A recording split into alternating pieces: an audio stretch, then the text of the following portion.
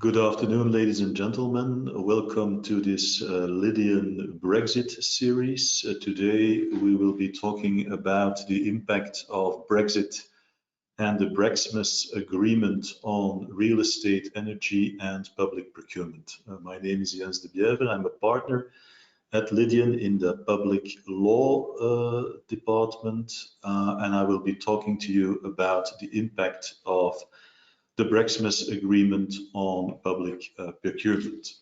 But first of all, some more practical information. The presentation you see on the screen can be downloaded. On the right-hand side of your screen, you will find a handout button.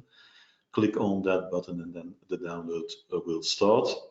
After the seminar, you will also receive a certificate of attendance from GoToWebinar, which is the tool we're currently using. And then finally, if you have questions, please use the chat function. But since we have 3 speakers today, we suggest that we will answer those questions you put in the chat function afterwards by email, rather than try to answer them straight away. Given the fact, as I said, that we have 3 speakers today. So, as I mentioned, first topic of the day is public procurement and the Brexit agreement. What's on the agenda? Well, first of all, we will have to look at the public procurement as it is to be organized in the EU. And if I say EU, I in fact mean the European Economic Area, because as you are well aware, the public procurement directives do not only apply to the member states of the European Union, but also to those states that are a member of the European Economic Area, for example, Norway, Iceland, and Switzerland.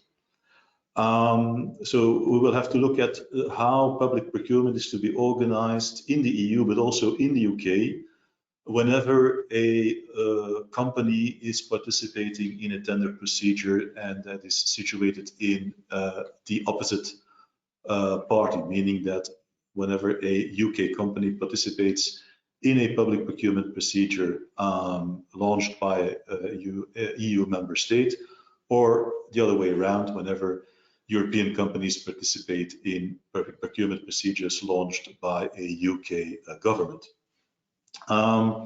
These relations will be mainly governed by what is called the Agreement on General Procurement, which is an agreement that has been signed between some of the member states of the World Trade Organization, but part of Brexit is also, I say Brexit, but officially it's called the Trade and Cooperation Agreement, TCA. Part of the TCA is also a chapter on public procurement, so we'll also have to look at the scope of that TCA agreement. Of course, finally, there are also some transitional provisions in the TCA with regard to award proceedings or indeed contracts that all have already been signed or procurement proceedings that have been launched prior to the 1st of January 2021, which is the date the TCA has entered into effect. So we will also have to look at that. And then finally, perhaps an outlook on how Brexit will influence the public procurement rules in the UK. But to start off, a short recap on the situation. So prior to 1st of January last, of course, the UK was a member of the European Union.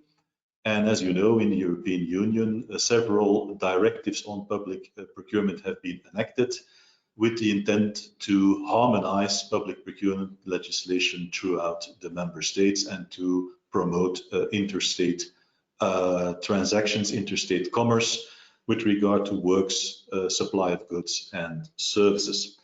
That means that basically the same rules apply to a public procurement procedure throughout the European Union, at least for those types of contracts which can be of interest to foreign, and I mean with foreign I mean of course companies situated in other EU member states which are of interest to those foreign companies. That's why, as you know, the EU directives have threshold amounts which indicate at what level a contract becomes interesting to bidders from other member states. So that was the situation before the 1st of January. Of course, one of the effects of Brexit is that as of 1st of January 2021, Britain and the UK is no longer a member of the EU and also does not fall under the scope of these public procurement directives anymore. Basically, what that means is that the UK becomes a third party to the system under the public procurement directives. And one of the main consequences is that normally EU member states are allowed to discriminate against bidders from those third countries. Of course, there are some restrictions, and under the hard Brexit scenario, which fortunately did not occur, even then, relations between the UK and the European Union would have fallen back on the GPA, the Agreement on Government Procurement, as I said, an agreement signed between some member states of the World Trade Organization. But luckily for us, there was also the TCA, the Brexit agreement, which indeed envisages to support and to intensify that relation under the GPA and to impose some additional rules on both the UK and the European Union member states with regard to the access of their own companies situated on their own territory to the access to public procurement procedures launched by the other party or one of the members of the other party. So basically, what the TCA means for public procurement is that it confirms the fact that the GPA applies to those relations between the United Kingdom and the member states of the European Union, and as I said, also those of the European Economic Area. But it tries also to deepen that relation and to apply some additional rules, which are very similar to the rules you can already find in the public procurement directives. I will get to that shortly. Perhaps first of all, some explanation for those who do not know what it is on the GPA. The GPA, as I said, is an international agreement between some member states of the WTO, so the World Trade Organization. Our member, all the member states of the European Union, but also some important industrialized nations such as the United States of America, Canada, Japan, and also as of the 1st of January last, the United Kingdom. This is also something very important. Normally, the UK was a member to the GPA through its membership of the European Union, but it was already decided last year that the United Kingdom could become a separate member to the GPA, regardless of an agreement between the EU and the United Kingdom on Brexit. Basically, what the GPA means is that member states of this contract, parties to this contract, allow bidders from other countries which are party to this contract to participate in their local tenders, in their local procurement procedures. And also GPA imposes some basic rules with regard to the type of procurement procedures that can be followed, some obligations on publications and on transparency, some obligations with regard to selection and award criteria, etc., etc. Basically, you can consider the GPA a light version of the European public procurement directives, and mainly aimed at providing access to companies from those parties to the contract, access to the EU market and vice versa.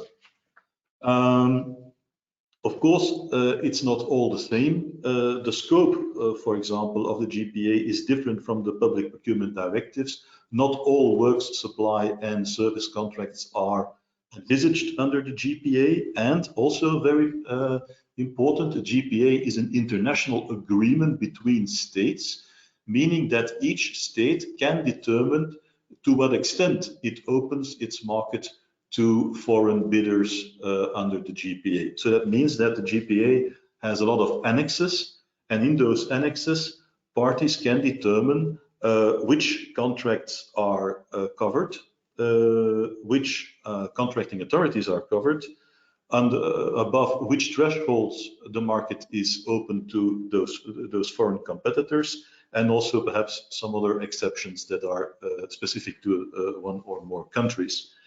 That means that the GPA is a very diverse tool. And of course, the TCA, as we will see, so the Brexit agreement tries to elaborate on that situation when it comes to the relation between the EU and the United Kingdom.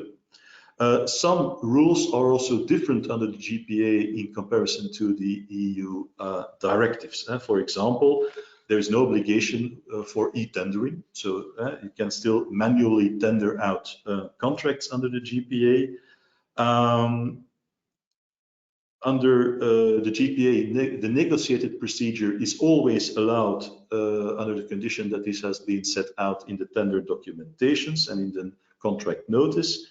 The GPA also, and this is important also for the UK-EU relations, does not provide for an obligation to mutually recognize any standards, certificates or registrations between the parties to the GPA. That means that, of course, setting own local standards as it comes to certificates and registrations can be a blocking factor in for some foreign competitors to tender for a specific contract. And also the GPA does not provide a specific legal protection clause. There is no specific attention to legal recourse under the GPA. Of course, then coming to the TCA, as I said, the TCA, of course, deals with a lot of subjects, but one of the chapters deals with public procurement. And the aim of the chapter on public procurement is indeed to deepen, to detail the agreement under the GPA and to add some rules in order basically to come to a comparable situation we had under the EU directives at the moment the UK was still a member.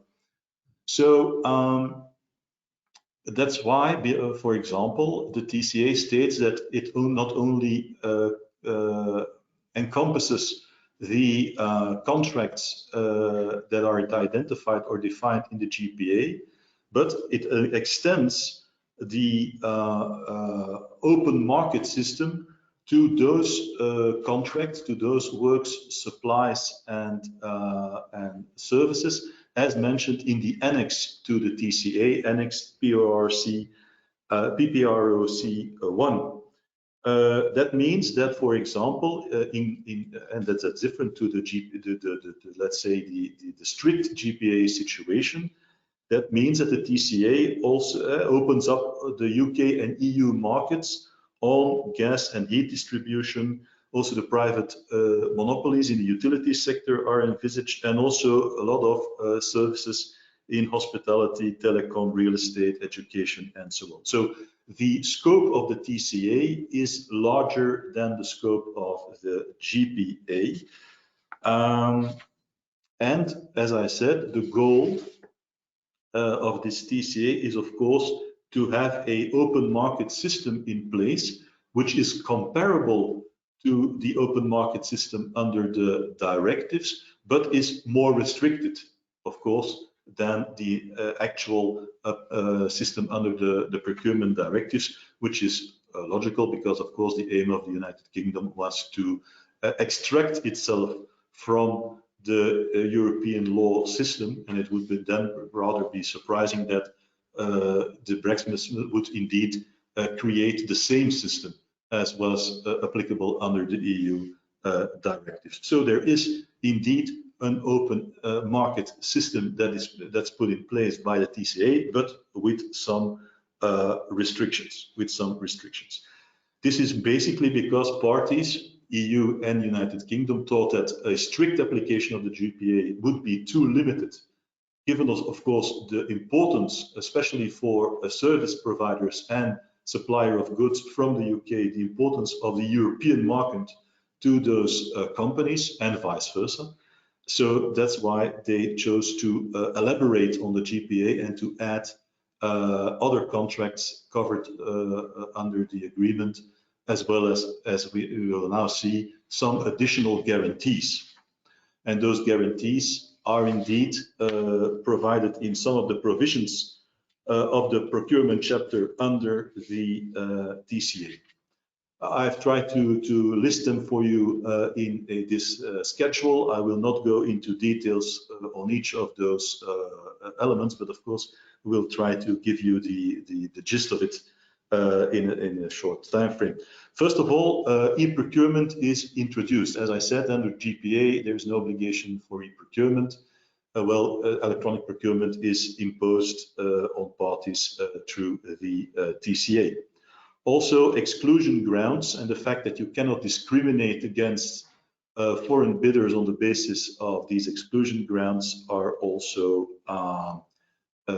imposed through the TCA. So the concept of non-discrimination on the basis of origin of the bidder is imposed throughout the TCA on the UK and on the EU. So this basic principle of harmonization under the EU procurement directives is also imposed under the TCA rules. The same goes for the level of experience, which is one of the selection criteria. Again, you cannot discriminate against somebody on the basis of the fact that the company is located in the UK or in the EU. If you use qualification systems or other registration systems, they must be open to the other parties' companies at all times. So you can't have a cutoff date, or you can't have restrictions on the qualification system towards companies in the UK or companies in the EU as such. If there is selective tendering, if you try to limit the number of tenders throughout the procedure, then the principle of workable competition also needs to be observed. So you can't leave out every UK firm and end up only with the local heroes. So you need to have sustainable or better workable competition throughout the procedure. Also, the rules with regard to abnormally low prices are incorporated in the TCA. That's something, of course, everybody knows from the public procurement directives, but they are also imposed here. The same goes for rules on environmental, labor and social law. This is Article 7 of our Belgian procurement law, which you all know. The same rules are therefore imposed here through the TCA. This is of course because a lot of these rules are imposed on the basis of international agreements in the International Labour Organization, for example, etc.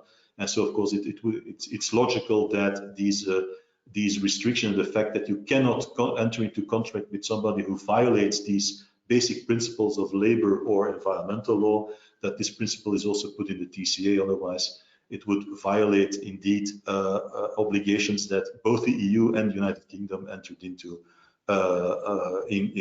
through the diversity of treaties. And then finally, as I said, that under the GPA there is no attention to legal recourse. We do have a legal recourse directive in the EU, two of them, one for the utilities, one for the classical sectors. Well, here again, also some legal recourse provisions are provided under the TCA, so that you have to have access to a judge whenever you feel that things went wrong in the award procedure. As you will see, what the TCA does not alter is the fact that it only applies to contracts of a certain size, of a certain value. So that means that the thresholds you see under the GPA are also translated under the TCA. But of course, then the question arises, what with contracts not falling under or under the scope of the TCA with a value that is less than the thresholds provided? Well, there is a more general non-discrimination clause written into the TCA that you cannot act disfavorably against foreign bidders, meaning EU or UK bidders. But of course, it will be up to the member states and also the UK to see how they will implement this rule in practice for those smaller contracts, so to say. All right, then some transitional rules. First, the question is what with current tender procedures or current contracts? Well, there the basic rule is that if the contract notice was published prior to the 1st of January last, or the contract was entered into prior that date, that the rules of the procurement directives as they are transposed into UK or EU member state law will still apply to those procedures or to those contracts. So that means that, especially for framework agreements, which have a duration of 4 or even more years, that especially in that case, the EU rules will still continue to apply for a rather long time in the UK and vice versa, that UK bidders will still enjoy the blessings of the public procurement directives for some time to come with regard to existing procedures. Then finally, of course, how will this all evolve? But because, as you have already noticed, the TCA offers some guidance, offers some framework, but it does not.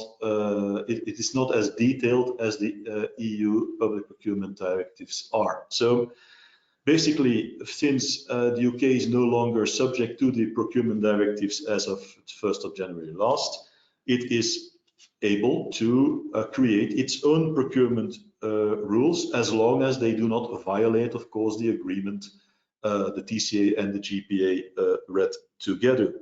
But as was also indicated in the press recently, some things are not covered under the TCA, for example, and everything to do with standardization.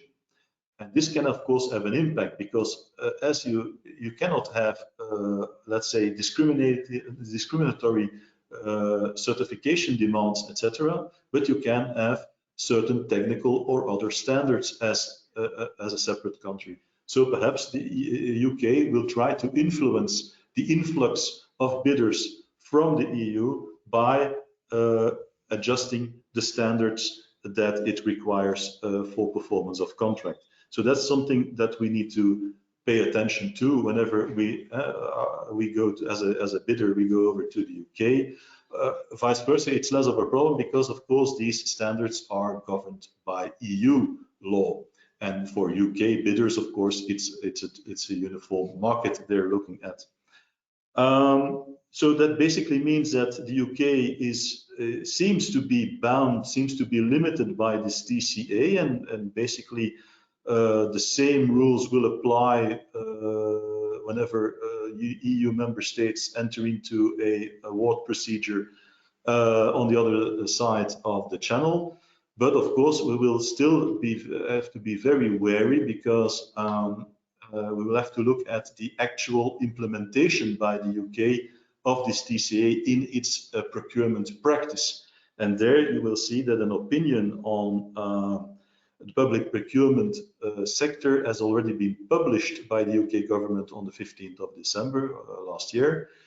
This is one thing. The other thing is, of course, that given the fact that the UK is now a special third country under the procurement directives, perhaps these directives also need to be adapted to create some sort of a middle category, because on the one hand, you've got the EU member states and also the EEA member states. On the one hand, on the other hand, you have the actual third countries, the real foreign countries.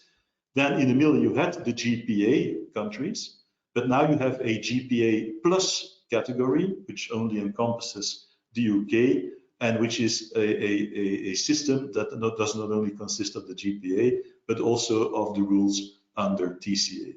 So it will be very interesting to see how not only the public procurement practice, but also the public procurement legislation will evolve also in the EU in order to take into account this new reality that has occurred since the 1st of January. So that's all from me. Thank you very much. I will now give the floor to my colleague Kyoto van Herwegen, who will talk about energy law. Thank you.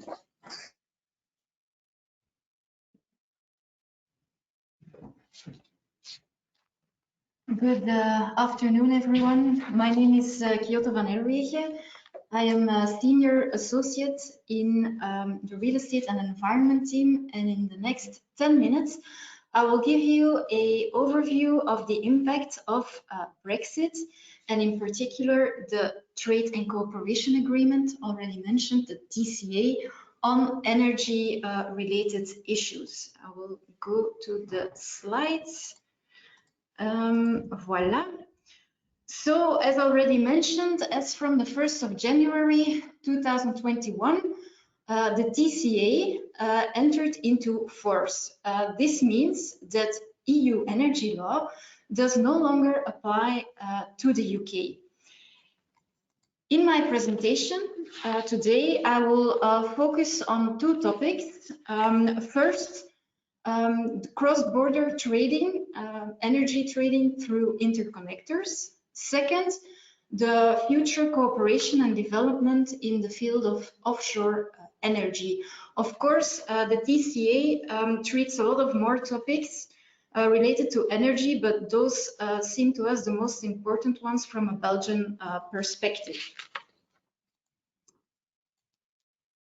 As you can see on the next slide, Belgium and the EU mainland is connected to the UK with a submarine gas interconnection going from Zeebrugge to Beckton. This gas submarine cable has a length of 235 kilometers and secures an import capacity to the UK of 25 billion cubic meters a year and an import capacity towards the EU and Belgium for about 20 billion cubic meters a year.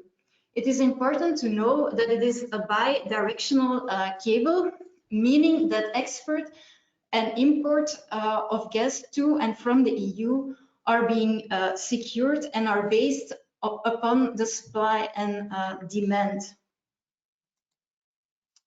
On the next slide, you can see that the Belgian mainland and EU mainland is also connected with the UK through a submarine high voltage power cable. This power cable is called also Nemo Link and has a length of 140 kilometers. As previous pictures show, EU and in particular Belgium and UK energy markets are deeply interlinked thanks to interconnectors, they are called, and these are these electricity cables and gas submarine pipelines. Now, as of the 1st of January 2021, energy trade between EU countries and UK countries has to be based on third country terms, meaning that these countries who are trading between UK and EU can no longer use internal energy market tools, such as, for example, the market coupling model, which was the model between EU member states before the TCA. This EU model can be explained as follows. Actually, before the TCA, energy between UK and EU countries was traded implicitly, meaning that the purchase of energy also immediately includes the purchase of the corresponding capacity. This secures automatically the supply and demand and matches those two. So traders, they do not have to take account of that because this is done automatically. And this way, prices guarantee the supply of energy, which is going from areas with a so-called surplus area in energy, going thus from countries with low prices to so-called deficit areas, meaning countries with high prices. So this is all done automatically, and traders did not have to take that into account explicitly. So now, as of the 1st of January 2021, this EU previous implicit model has been left, and now energy is traded on an explicit basis, meaning that traders first have to purchase a certain transmission capacity, after which they can purchase a quantity of energy. So these are two separate things, and before this was all connected in the purchase of energy as such. So right now, cross-border capacity may not be optimally used, meaning that this capacity and energy is not always flowing from countries with low prices, indeed, to countries with high prices. So this can be the other way around. So energy traders will have to change their model of energy trading, which brings about a certain cost of uncertainty. Now, in order to allow energy providers to trade efficiently and competitively in their trade across the channel, this TCA agreement provides, and this is important, the possibility to develop over time arrangements for trade over interconnectors, which are based upon a coupling model. It's not the coupling implicit model which existed in the EU member states. It's a softer version, which is of course a positive thing, but indeed trade remains less efficient than before. It is also to be mentioned that such arrangements are not expected until early 2022. So until then, the previous explicit model, meaning separate purchase of a capacity and separate purchase of the energy, is still in place. The TCA also provides for a non-discriminatory access to energy transport infrastructure and a predictable and efficient use of electricity and gas connectors. This is all laid down in very general provisions, and it is to be seen in reality how this will evolve and will be put into practice. Now, we switch to cooperation and development of offshore energy. Aside from trade through interconnectors, the TCA also provides for a continued cooperation in the development of offshore wind energy with a specific focus on the North Sea. The policy is thus building on the North Sea Energy Cooperation. What is this? It's actually a platform developed by the EU, certain member states and Norway to actually develop the use of renewables in the North Sea.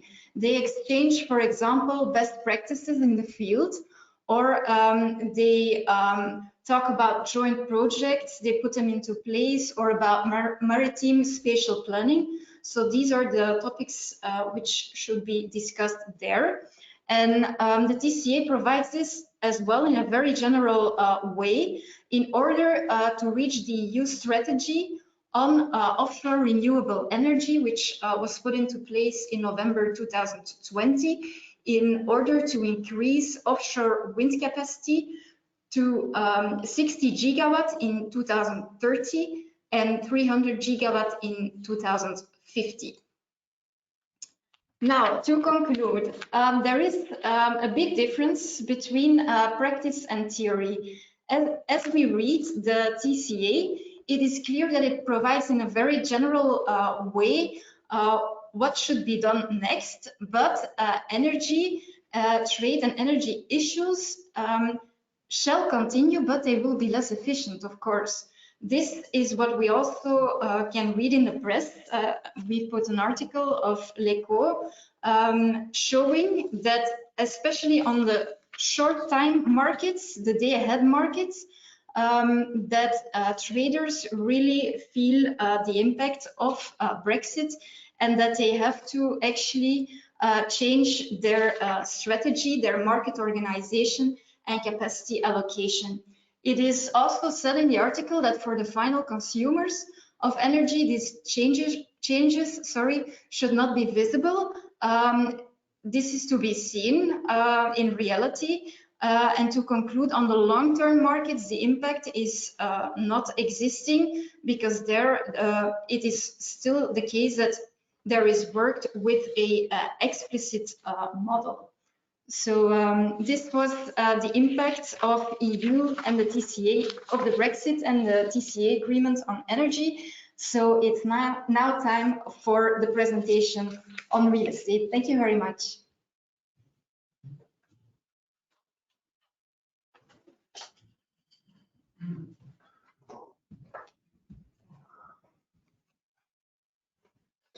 Hello, good afternoon, everyone. My name is Jan Martens, and I will talk with you a bit about the impact that Brexit will have and has already had on the real estate sector, both from a legal and a commercial aspect. So, as I'm sure my colleagues have told you before, you know that the United Kingdom has left the European Union on the 31st of January 2020, but it continued to be treated as if it was still a part of the European Union until the 31st of December 2020. Now, on the 24th of December 2020, the UK and the European Union agreed to a deal, which is called the Trade and Cooperation Agreement, or TCA, and the goal of this seminar, of this particular part of the seminar, is to assess what impact Brexit will have on real estate law, investments, letting and transactions. Now, when we look to Brexit from a legal perspective, I think it's very important to note that real estate law is typically governed by the law of the domestic jurisdiction. So basically, real estate law and European Union law does not really have a significant impact on the domestic real estate law. So as a result, all the legal formalities and requirements will remain largely untouched by Brexit, both in the United Kingdom as in the EU member states. And then we talk naturally about the land ownership, land registration, leases, tenancies, conveyancing process, securities relating to removal of properties, etc. So basically, all the material real estate law will remain untouched by Brexit. And when we look at it from a commercial perspective, that changes things a bit. Of course, commercially, the UK property market is not insulated from Europe, and vice versa. So both markets are not insulated from each other, and both markets do not respond well to uncertainty, as do any markets do not respond well to uncertainty.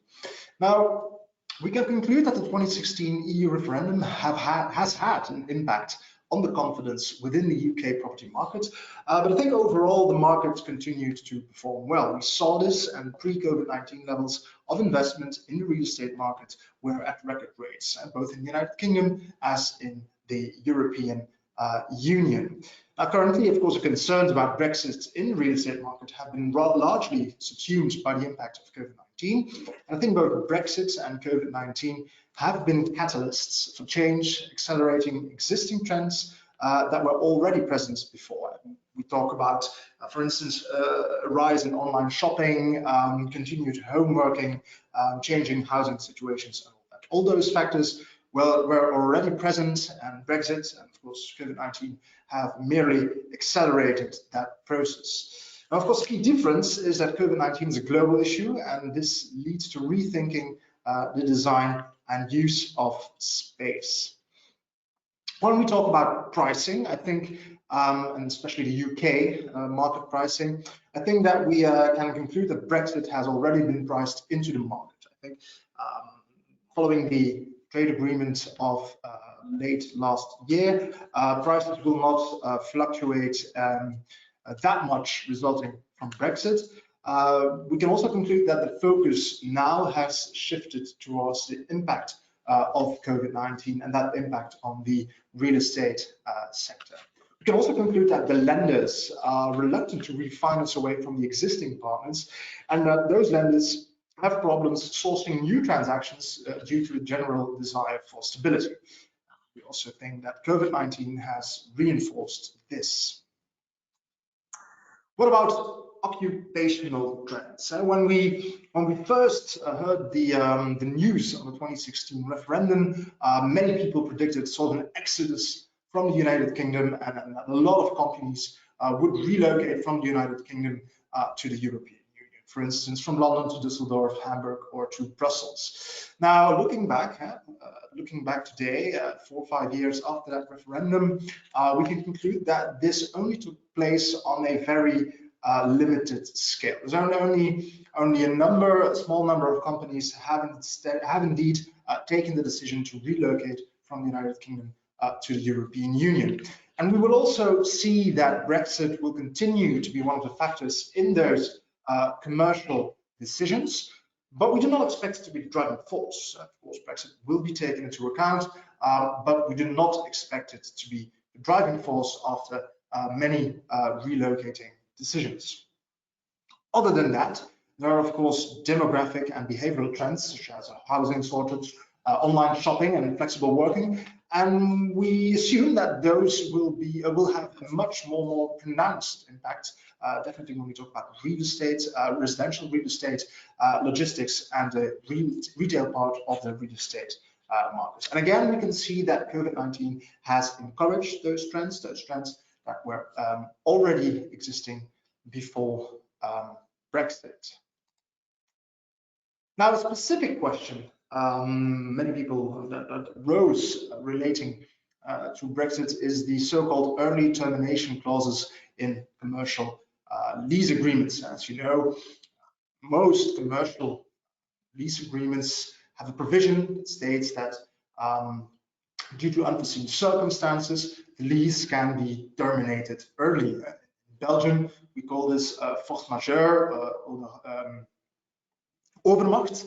And there was a very specific case of the European Medicine Agency that was located in London and needed to relocate to Amsterdam following the Brexit. The question was, is Brexit an unforeseen circumstance that can give rise to the early termination of that lease agreement? Now, the High Court in the United Kingdom has taken a decision in that case, this case from 2019 called Canary Wharf, which was the landlord versus the European Medicine Agency. And the High Court has ruled that European Medicines Agency's lease of the premises in London would not be brought to an early end by Brexit and the subsequent relocation to Amsterdam. So this means, and I think this has brought again some stability to that issue, is that Brexit cannot be easily used by occupiers to early terminate their letting arrangements. And we see in the European Union, and especially in Belgium as well, similar trends, similar jurisdiction stating that the Brexit cannot be used as a form of early termination. Quite interestingly, we have seen similar cases relating to COVID-19. For the Belgian courts, the question arose if commercial lease agreements can be early terminated due to COVID-19, due to the so-called force majeure or overmacht. And we see in the Belgian jurisdiction that the current trend is to not see COVID-19 as a force majeure triggering an early termination of the lease. But we do have to specify that various rulings, both before and against, exist. Now, in conclusion, I think we can conclude that Brexit has had no significant impact on the domestic real estate law. That from a commercial point of view, there is an impact, especially on the UK real estate market, but it remains rather limited. And that both in the UK and in the EU, the impact of Brexit has now been subsumed by the global COVID-19. And going forward, I think both the UK and the EU real estate markets will have to adjust to the challenges being presented by COVID-19 rather than Brexit, and they have to identify where the new opportunities are likely to arise. So this was my rather brief presentation. I thank you for your attention. attention. If there are any questions, I believe you can email those, and then we'll be, of course, very happy to answer them for you. Thank you very much for your attention.